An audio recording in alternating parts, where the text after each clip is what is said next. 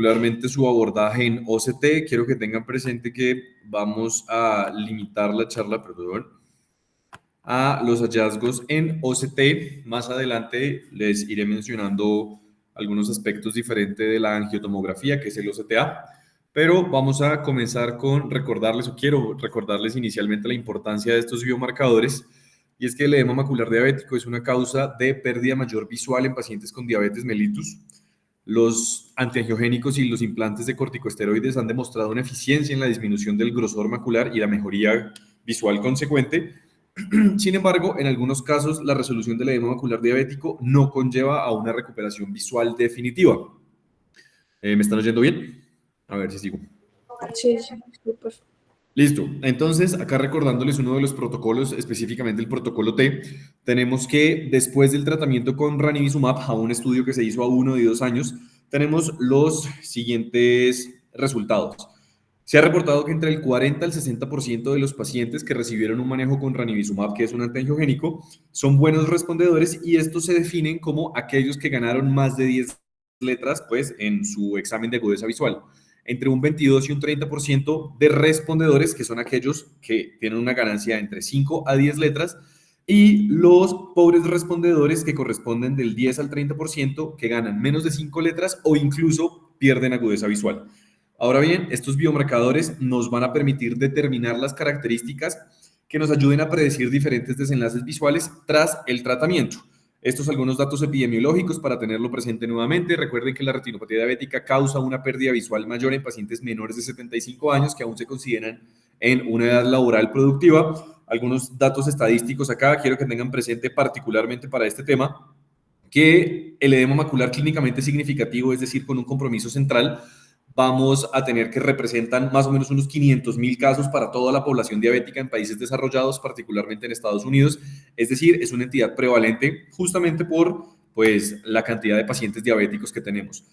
Esto se los acabo de mencionar. Recuerden, el edema macular diabético es una de las causas de pérdida mayor visual central en pacientes diabéticos, junto con la hemorragia vítrea. Todas estas van a ser características o lesiones predisponentes que amenazan la agudeza visual. Ahora bien, un biomarcador, vamos a definirlo como una característica que pueda ser medida objetivamente y evaluada como indicador de procesos biológicos o patológicos o una respuesta farmacológica a una intervención terapéutica. Estos biomarcadores en retinopatía diabética los tenemos de varios tipos. Tenemos algunos de laboratorio que pueden ser citoquinas, marcadores inflamatorios séricos, incluso en vitro, humor acuoso y lágrimas.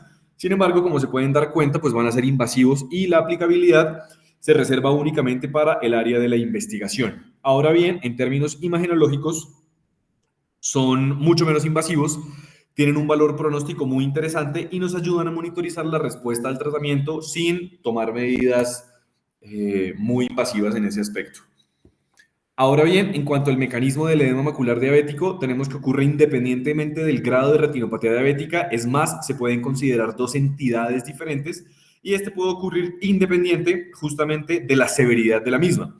Ahora bien, este se define como un desorden de inflamación crónico de bajo grado que compromete todos los elementos celulares, tanto vasculares, neuronales y gliales a nivel de la retina. En cuanto a la fisiopatología del edema macular diabético, tenemos que presentamos una hiperglicemia crónica sostenida que va a generar la activación de la glía retiniana, tanto la micro como la macroglía, que a su vez se traduce en la secreción de citoquinas y del factor de crecimiento endotelial vascular.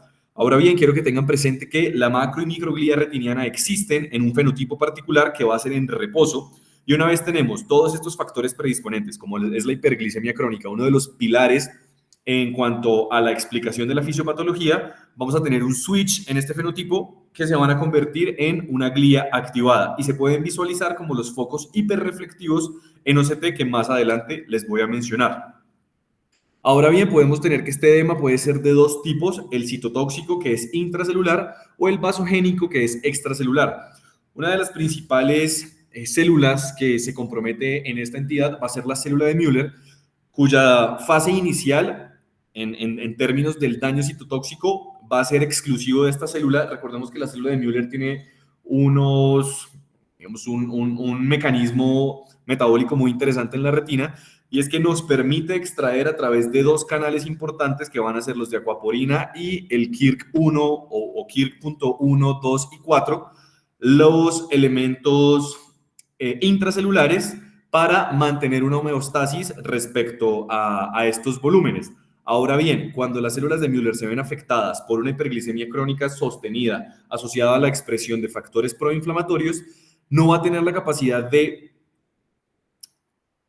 regresar de manera balanceada todos estos fluidos que absorbe de los vasos intrarretinianos, que se traduce en la progresión de este edema y la consecuente ruptura de la barrera hematorretiniana, que va a predominar en el edema vasogénico. Entonces tenemos primero un compromiso intracelular, siendo una de las células principales la célula de Müller particularmente, y a su vez, una vez tenemos la ruptura de la barrera hematorretiniana, tenemos un acúmulo de fluido que se traduce en edema.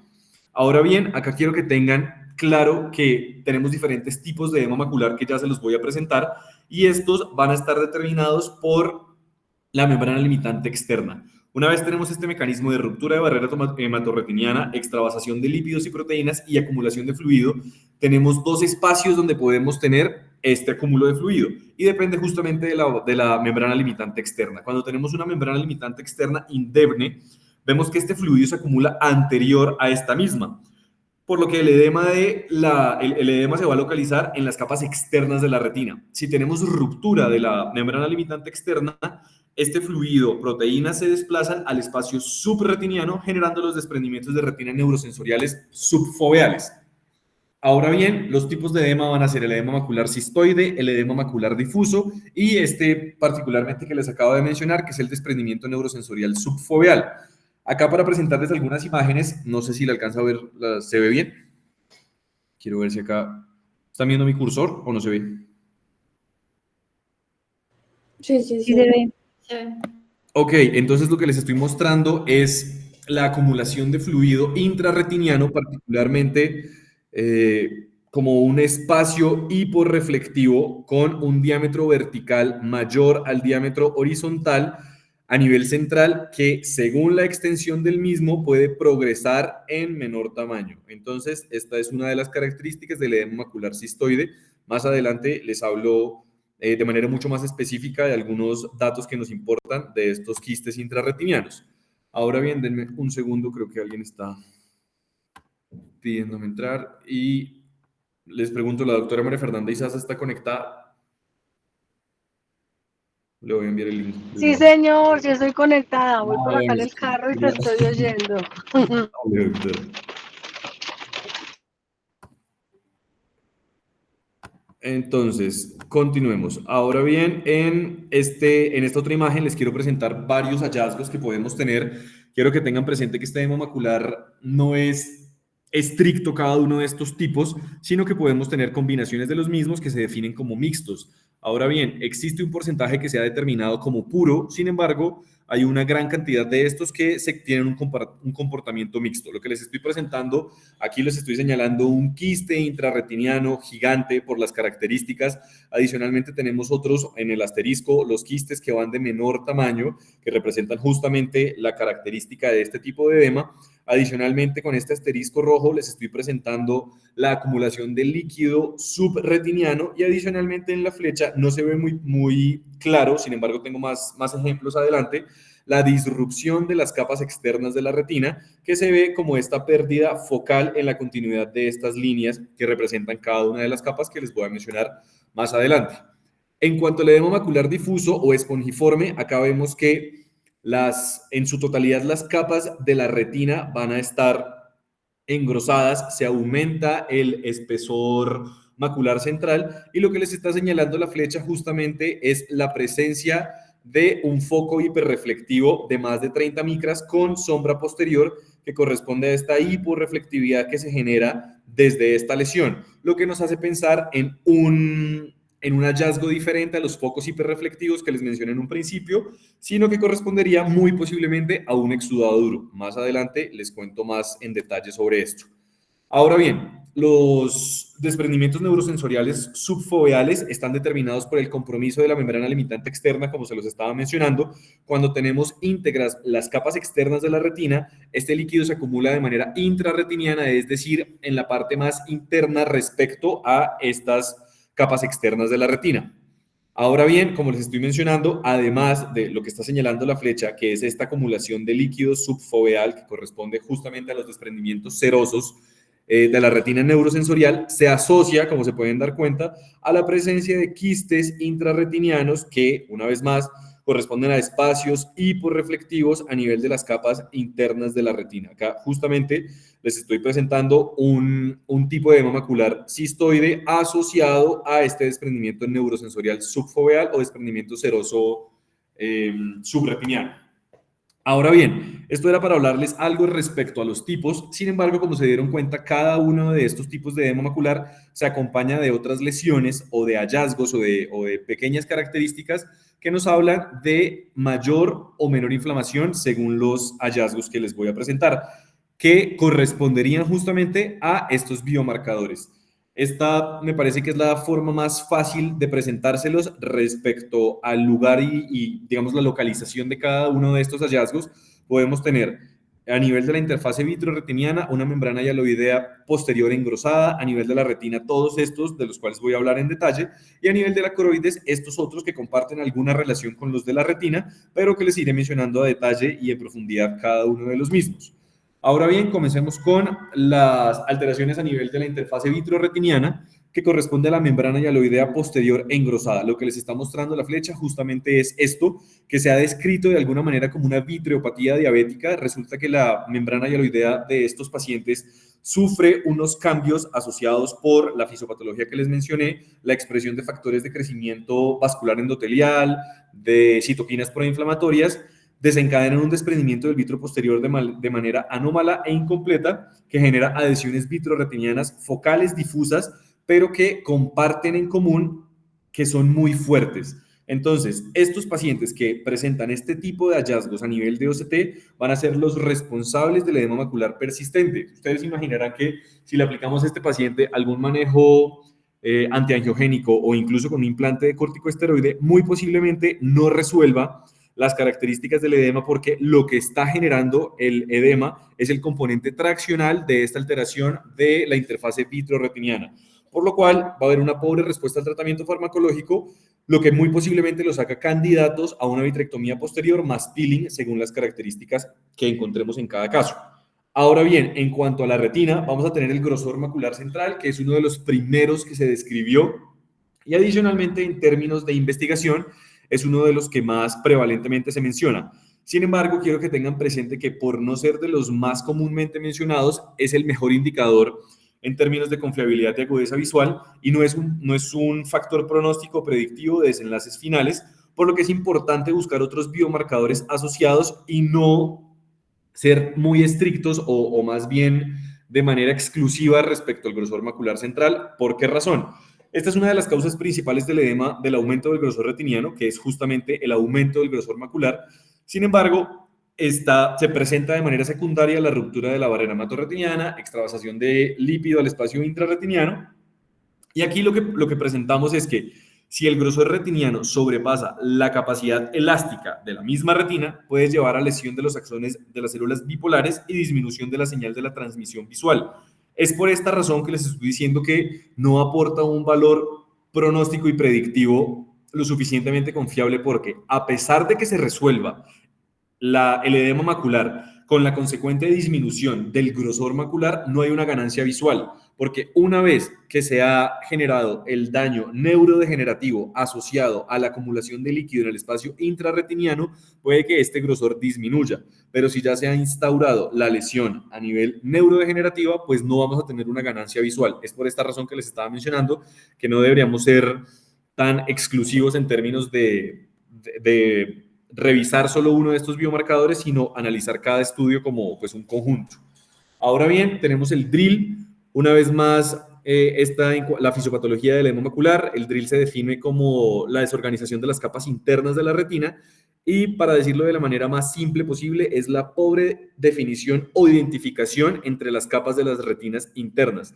Ocurre lo mismo en el DRIL, se genera el edema macular, esto excede la elasticidad de los axones de las células bipolares, lo que causará la desorganización de la retina interna. Quiero que tengan presente que este hallazgo no es específico para retinopatía diabética, generalmente se presenta en otras patologías en respuesta al estrés. Ahora bien, acá lo que podemos, digamos, lo que les estoy presentando es que las capas retinianas internas consisten de axones, células bipolares, núcleos de células amacrinas, que finalmente esto se traduce en la transmisión de señales desde los fotorreceptores a la capa de células ganglionares y a su vez, pues, a la capa de fibras nerviosas. Ahora bien, si se dan cuenta, en la imagen de la izquierda de la pantalla, lo que están mostrando la imagen es justamente cómo se puede de manera muy específica identificar cada una de estas capas, y en la imagen de la derecha ustedes se dan cuenta que la diferencia en términos de hiper o hiporreflectividad de estas capas se pierde, por lo cual las capas más afectadas por este tipo de desorganización, que van a ser que no van a ser posibles de distinguir, van a ser las capas de células ganglionares, la plexiforme y la nuclear interna y la plexiforme externa. Entonces, si se dan cuenta, estos hallazgos pues corresponderían a la desorganización de las capas que les estoy mostrando de manera organizada en la imagen de la izquierda, ¿de acuerdo? Ahora bien, este DRIL es importante medirlo en el milímetro central de la retina y se define como de mal pronóstico cuando sobrepasa el 50%, es decir, las 500 micras de este milímetro que estamos midiendo, y se considera que es significativo. Ahora bien, este DRIL es un biomarcador útil en OCT para definir la agudeza visual justamente porque se asocia a no perfusión capilar y a un aumento en el tamaño de la zona avascular foveal, aumento en la severidad de la retinopatía diabética, especialmente de la retinopatía diabética proliferativa. Generalmente cuando tenemos un DRIL hay una asociación en cuanto a la disrupción de las capas de la retina externa, que son la membrana limitante externa y la zona de la elipsoides, y a un aumento del grosor retiniano foveal. Ahora bien, los cambios tempranos en el DRIL predicen la respuesta durante el tratamiento. Es por esto que si tenemos un aumento del DRIL en los primeros 4 meses, muy posiblemente podemos presumir que a pesar del tratamiento, este paciente va a tener recurrencias o no va a tener la mejor de las respuestas al tratamiento instaurado. Sin embargo, en términos de pronóstico, también vemos que los pacientes que tienen una adecuada resolución de este DRIL generalmente tienen desenlaces más favorables en términos de recuperación visual. Ahora bien, en algunos estudios in vitro han mencionado la respuesta de implante de corticosteroide intravítreo, en donde la activación de los receptores de glucocorticoides en las células de Müller parece que modula los niveles de las citoquinas proinflamatorias, por lo cual suprime la activación de esta microglía, por lo cual sería un factor protector para las neuronas retinianas. Ahora bien, esto se traduciría en que la aplicación de los Urdex, que es justamente este implante de corticosteroide intravítreo, generaría una mayor disminución del DRIL. Sin embargo, no se ha podido demostrar que tiene un mejor rendimiento en términos de ganancia visual respecto a antiangiogénicos. Ahora bien, les estoy presentando un esquema que trata de simplificar algunas de las diferencias grandes de los focos hiperreflectivos y los vamos a poder determinar por su diámetro, por su reflectividad, la localización y la presencia o no de sombra posterior.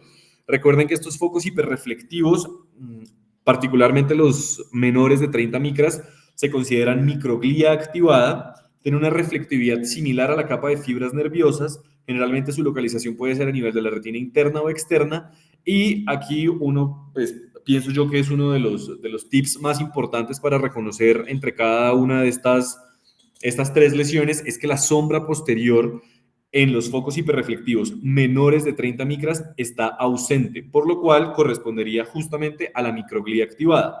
Ahora bien, en cuanto a los exudados duros, estos tienen un diámetro mayor de 30 micras, la reflectividad es similar a la del EPR o a la membrana de Bruch, generalmente se localizan en la retina externa y tienen una sombra posterior presente. Más adelante les voy a mostrar algunas imágenes que nos permite identificar esta sombra posterior, y los microneurismas menores a 30 micras, similar igualmente a la reflectividad del EPR y la membrana de Bruch. Generalmente a nivel de la retina interna podemos encontrarlos y tiene una sombra posterior presente. Ahora bien, los focos hiperreflectivos, ¿qué son? Pues justamente son microglía activada, que se traduce en la secreción de lipoproteínas extravasadas por la ruptura de la membrana hematorretiniana interna. Inicialmente se presentan las capas internas, pero quiero que tengan presente que estos pueden migrar a las capas externas y preceden la aparición de exudados duros. Una vez más, para que no se les olvide, las características de los focos hiperreflectivos. Acá faltó un 0, son 30 micras, menor a 30 micras, ausencia de sombra posterior y una reflectividad similar a la capa de fibras nerviosas. En la imagen A les estoy presentando varios y diferentes tipos de focos hiperreflectivos, y algunos de los que les estoy mostrando a continuación tienen sombra posterior, que corresponderían a exudados duros. Si se dan cuenta, este foco es de mucho mayor tamaño, un diámetro muy posiblemente mayor a 30 micras respecto a este otro foco que se localiza de manera más interna en la retina. Este produce sombra posterior, este igual produce sombra posterior, que es una zona de hiporreflectividad que se encuentra de manera más externa o más profunda, digamos, o posterior en realidad a la lesión hiperreflectiva. Y adicionalmente en este zoom de esta misma imagen, pues vemos las diferentes características, particularmente para estos que están señalados, no generan una sombra posterior muy franca. Podríamos considerar que son focos hiperreflectivos menores de 30 micras que corresponderían a microglia activada, que les mencioné que generalmente se ubican en las capas internas de la retina, pero recuerden que estos pueden ir migrando. Y si tenemos migración de estos focos hasta la coroides incluso, es un peor pronóstico en términos de mejoría visual por la inflamación tan severa que está presentando este paciente. Y aquí en este corchete les estoy presentando un ejemplo de drill justamente que corresponde a la incapacidad que tenemos para identificar de manera precisa cada una de las capas internas de la retina. Ahora bien, la importancia de estos focos hiperreflectivos retinianos como biomarcadores es que tenemos que son unos importantes predictores de inflamación. La presencia de estos indica un mayor nivel inflamatorio, y a un mayor número de focos hiperreflectivos tenemos de manera mucho más característica un edema macular activo. Hay peor desenlace visual tras el tratamiento con antiangiogénicos versus los ojos, que tienen un menor número de focos hiperreflectivos. Aquí les estoy mostrando varias combinaciones de lesiones. Encontramos en los puntos de color rosado son focos hiperreflectivos, y la línea verde les está presentando un desprendimiento seroso de la retina neurosensorial. Ahora bien, como les mencioné, estas lesiones, depende del número, del tamaño, de la localización, pues van a tener desenlaces diferentes. Ahora bien, cuando tenemos un tamaño y un número mayor de focos hiperreflectivos que disminuyen tras el tratamiento, pues se ha demostrado que hay una mejoría en términos de escoger el implante de Osurdex versus los antiangiogénicos, justamente por el componente inflamatorio que expresan estos focos hiperreflectivos. Adicionalmente, a mayor número de focos hiperreflectivos se asocia a una recurrencia temprana del edema macular tras el implante de Osurdex, por lo que se sugiere un seguimiento más temprano para el tratamiento en caso de necesidad para estos pacientes. Como les recordaba, de igual manera no se trata de evaluar lesiones aisladas, sino ver cada una de estas como un conjunto. Y como les mencioné, tenemos la presencia de drill, tenemos la presencia de focos hiperreflectivos, podemos tener edemas maculares de diferentes tipos en un mismo paciente, que van a ser mixtos, para que todo esto juegue un rol importante tanto en la toma de decisiones, la selección de un tratamiento personalizado para cada paciente, y el pronóstico en términos de recuperación visual para cada uno de estos pacientes. Ahora bien, los focos hiperreflectivos de más de 30 micras, una vez más, exudados duros, generan una sombra posterior, generalmente se encuentran en las capas retinianas externas, y la reflectividad va a ser similar al complejo de EPR y membrana de Bruch. Se asocian a dislipidemias o hipertrigliceridemias. Si se ubican subfoveales, se ha demostrado que el tratamiento con implante de dexametasona puede ser más efectivo que el antiangiogénico, una vez más por el componente inflamatorio que se asocia con este tipo de lesiones. En cuanto a los quistes intrarretinianos, tenemos que en la retinopatía diabética hay un aumento de la expresión del factor de crecimiento endotelial vascular, que finalmente altera la barrera hematorretiniana, aumenta la permeabilidad vascular, consecuentemente disminuye el gradiente osmótico, se genera una acumulación de líquido extracelular, y esto nos lleva finalmente a la formación de estos quistes. Ahora bien, los quistes se los presenté desde que les mostré la imagen del edema macular cistoideo, Y acá es importante evaluar no solo la presencia o no de estos quistes, sino el tamaño, porque tiene implicaciones en el desenlace funcional en términos de recuperación visual, la localización de estos mismos, si es central, si es parafoveal o depende de la extensión hacia lateral de estos mismos, la extensión del daño anatómico causado por las capas internas y externas por el cambio cistoideo, es decir, en la medida en que estos quistes abarquen más capas, pues va a generar un peor pronóstico visual. Si la lesión se asocia a pérdida de fotorreceptores o incluso se extiende hasta el EPR, si hay presencia o no de líquido subretiniano asociada a estos quistes, presencia de material hiperreflectivo dentro de los quistes, o sea, es importante evaluar el contenido de los quistes. Y como les mencioné, justamente el tamaño es una de las características que implican un desenlace funcional.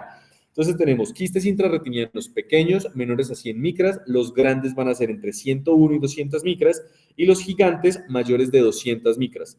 Ahora bien, el tratamiento con antiangiogénicos ha demostrado que reduce la permeabilidad de la barrera hematorretiniana, con una consecuente disminución en el número de quistes a nivel de la capa nuclear externa, con una consecuente mejoría visual.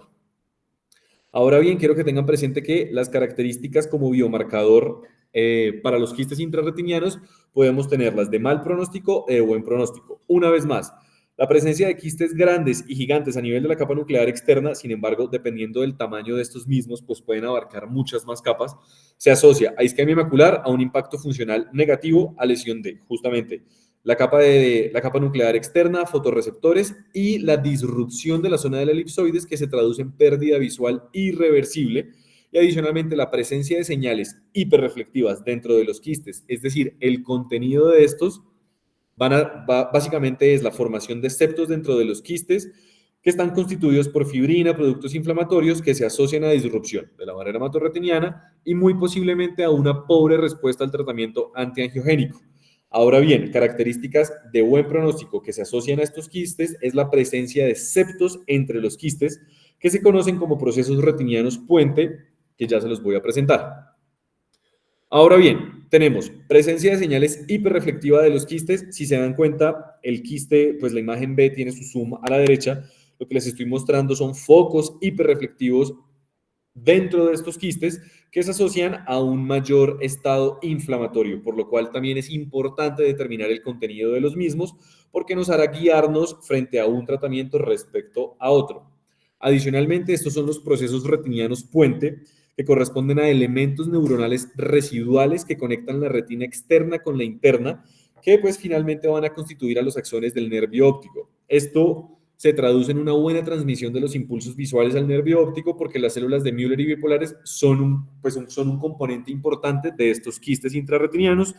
La imagen C con el zoom a la derecha, si se dan cuenta, tenemos los espacios quísticos y tenemos un septo que separa estos espacios quísticos, lo que se traduciría como en los axones que aún no superan su potencial elástico y permanecen conectados la capa externa, o sea, las capas externas e internas de la retina, por lo cual si logramos disminuir este edema macular, digamos, secar el contenido quístico intrarretiniano, estos axones proveerán una transmisión visual que se traduce en una ganancia visual secundaria al tratamiento. Entonces, esto es uno de los indicadores de buen pronóstico en términos de los quistes intrarretinianos. Una vez más, su presencia se asocia a mejoría visual tras el tratamiento con antiangiogénicos y la ausencia de estos procesos puente es un marcador de pobre pronóstico visual. Hay una poca probabilidad de una mejoría a pesar de la resolución de los quistes porque termina en una atrofia foveal y adelgazamiento de la misma. Entonces, una vez más, como se los estaba mencionando, tenemos que tener presente que todo esto se traduce no solo en una muy buena descripción o lectura del OCT, sino en desenlace visual para los pacientes, pronóstico que de entrada, antes de iniciar con el tratamiento, pues debemos ser muy sinceros con los pacientes respecto a los hallazgos del OCT y pues la expectativa en términos de recuperación visual que se le ofrece a cada paciente. Ahora bien, estamos ya en la retina externa y se habla de la integridad de las capas externas, particularmente la membrana limitante externa y la zona de la elipsoides. Les mencioné el DRIL, que es la desorganización de las capas internas. Esta se conoce como DROL, que es la desorganización de las capas externas por sus siglas en inglés. Una vez más, pues la integridad de estas capas es un indicador directo de la salud de los fotorreceptores y del EPR, y en los ojos, en donde se ha determinado que hay un segmento interno y segmento externo intacto en estos fotorreceptores, pues tienen mejor ganancia visual con el manejo antiangiogénico. En cuanto a los grados, se puede definir como completamente continua o íntegra, indemne, disrupciones parciales o completas de las mismas. Respecto a la ganancia visual, hay una correlación positiva con supervivencia de estas capas. La disrupción de la membrana limitante externa y de la zona de la elipsoides se traduciría en la ganancia visual subóptima a pesar de la resolución del edema, y tengamos presente que en los edemas maculares diabéticos crónicos se asocia a una pérdida local o difusa de estas capas externas. Les voy a presentar en la imagen A. Esto es un OCT normal, básicamente. En la imagen B tenemos un DRIL acompañado de muchos otros hallazgos, focos hiperreflectivos, acumulación de espacios quísticos que se ven por fuera del milímetro central, pero pues también hay que tenerlos presentes. Y ahora bien, lo que les estoy presentando en la imagen C y D es que tenemos disrupciones. Si ustedes se dan cuenta, en esta imagen A podemos identificar una membrana limitante externa indemne, una zona de la elipsoides indemne y el EPR. Si se dan cuenta, aquí tenemos una disrupción a nivel de estas capas. Tenemos que la membrana limitante externa efectivamente tiene una disrupción completa en este milímetro central, así como la zona de la elipsoides. Sin embargo, en la zona D, una vez más, en este milímetro central, que es el que nos compete justamente por el compromiso central foveal, vemos que tenemos unas disrupciones parciales de las mismas, particularmente de la zona de la elipsoides. Podemos ver una membrana limitante externa, pues aparentemente más conservada respecto a esta zona de elipsoides, que corresponde estas flechas a el espacio que existe o la discontinuidad entre esta capa que les estoy presentando. Este es otro de los hallazgos que se ha mencionado, que es el PROS. Básicamente corresponde al segmento externo de los fotorreceptores y se define como la longitud entre los segmentos internos y externos de los fotorreceptores y el EPR. Recuerden que acá básicamente se presenta la interdigitación de la zona apical del EPR hacia los fotorreceptores, y el PROS actúa como un reservorio de opsina que jugará un papel importante en la regulación del ciclo visual. Entonces, a mayor longitud de PROS, tenemos que es un biomarcador pronóstico importante en estos ojos con edema macular, porque una vez tenemos un reservorio, nos permitirá generar justamente esta transmisión del impulso justamente pues desde la capa externa hacia las capas internas de la retina. Se ha demostrado que la disminución en ojos con retinopatía diabética o en pacientes con edema macular diabético está presente versus los pacientes que no presentan este tipo de alteraciones a nivel retiniano, y se correlaciona con una mejor agudeza visual que el grosor macular foveal. Ahora bien, tenemos los desprendimientos subfoveales. Este es un subtipo del edema macular diabético. La prevalencia está entre el 15 y el 30%. Acá tenemos que, una vez más, si tenemos una membrana limitante externa del edema macular, va a ser intrarretiniano. Una vez tenemos la ruptura de la membrana limitante externa, este fluido y proteína se desplazan al espacio subretiniano, desencadenando los desprendimientos serosos focales de la retina neurosensorial, que se traduce en el escape de circulación retiniano coroidea al espacio subretiniano, que excede la función de bomba de este PR. Adicionalmente, recuerden que en retinopatía diabética tenemos alteraciones del EPR a consecuencia de la hipoxia local que se presenta.